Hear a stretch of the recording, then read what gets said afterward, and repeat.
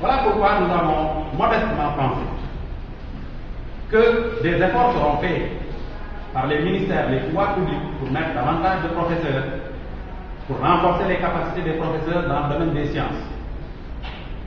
Mais que pour rendre ça beaucoup plus efficient, il faudra que nos enfants, qui sont aujourd'hui engloutis dans un monde de danse et de chansons, très bonne chose ça, mais uniquement ça, que ces enfants puissent baigner dans un autre monde, un monde qui les amène à réfléchir sur les problématiques aujourd'hui de la nature, sur les grandes questions qui structurent l'univers, sur les grandes questions qui structurent notre environnement. Quand nos enfants apprendront à s'interroger sur leur environnement, puis à chercher des solutions par rapport aux problèmes de notre environnement, il n'y a pas de doute que ces enfants-là accepteront d'aller chercher le savoir. Et du coup, ils se rendront compte que pour avoir ce savoir, il faudra passer par les sciences et les technologies. C'est une idée, elle peut être même erronée, mais je pense qu'elle vaut la peine d'être essayée. C'est ça l'idée que nous avons, c'est ça l'idée fondamentale de ce projet-là. À côté de ça, nous nous sommes dit, quand je vais à Dakar, dans toutes les familles, on dit, papa, maman, il faut nous amener à une certaine structure, un parc d'attractions à Dakar. Il y en a d'autres d'ailleurs. Il faut nous amener à tel et à tel endroit. Mais et nos enfants, en Casamance, ils vont où? Mais il n'y a rien. Il n'y a pas de parc d'attraction. Il n'y a pas d'espace de loisirs pour nos enfants. Le seul loisir aujourd'hui, je n'ose même pas l'appeler ainsi, mais ce qui fait la différence de nos enfants, c'est de reconnaître le bruit des armes. De dire que ça, ce bruit-là, c'est tel fusil. Non, non, ce bruit-là, c'est tel autre fusil. Non, non, non, non, non, non, non. C'est pas ça qu'il faut pour les enfants. Nos enfants ont besoin d'éducation. Nos enfants ont besoin de science, de technologie, pour être au même pied d'égalité que les autres. Nos enfants ont besoin de loisirs. Nos enfants ont besoin de distraction, pour réveiller, pour fouetter leur curiosité et se mettre au service de leur pays. Autrement, ça ne marche pas. C'est pourquoi, de tout cela, nous avons voulu faire une chose. C'est quoi? C'est la mise en place d'un parc des sciences et des technologies. Parc des sciences et des technologies.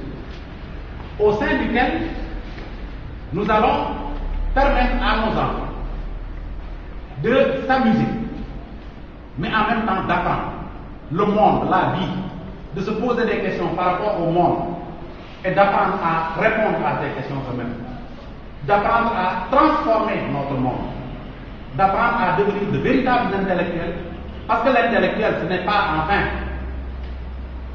seulement les diplômes qu'on amasse, mais je crois que simplement, c'est la capacité à s'interroger, à appréhender les problèmes de ce monde et à chercher à y apporter des solutions au service de tout le monde.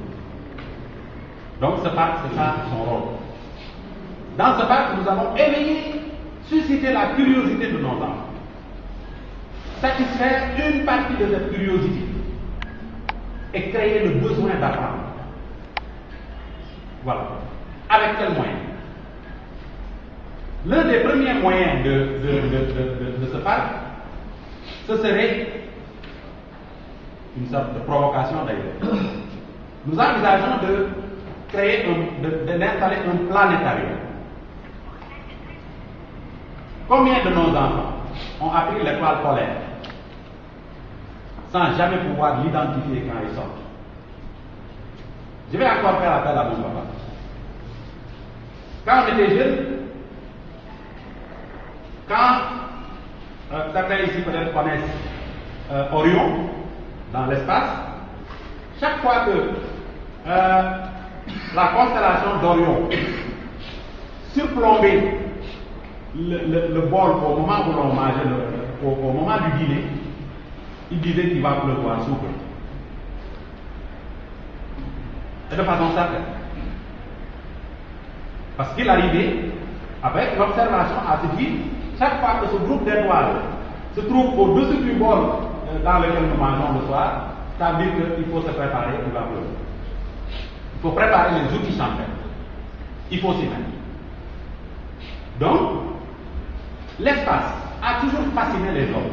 Depuis les premiers hommes, jusqu'à aujourd'hui, les petits comme les grands. Nous nous interrogeons et nous apportons des réponses diverses. Certaines sont très scientifiques, d'autres le sont moins.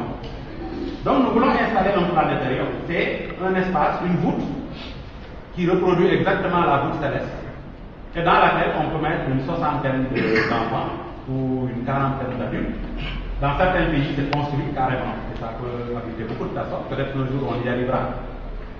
Et à l'intérieur, il y a un projecteur qui projette sur la voûte du planétarium le ciel. Il suffit juste de mettre les coordonnées de là où on est, la longitude et latitude, et vous avez le ciel exactement de Ziguinchor ou de Sédhiou ce soir.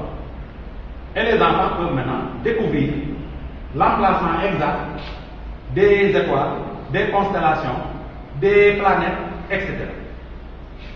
On me dira bien sûr, mais qu'est-ce que ça a à voir? Ces enfants peut-être ont des problèmes de santé, des problèmes de... La science est à ce prix-là.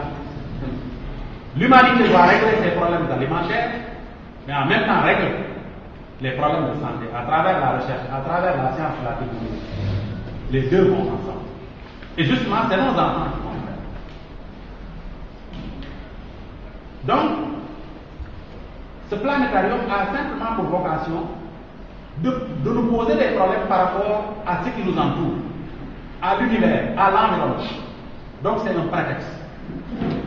Et comme les enfants sont férus de ça, ils aiment ces choses-là. Nous pensons que déjà nous avons suscité la curiosité.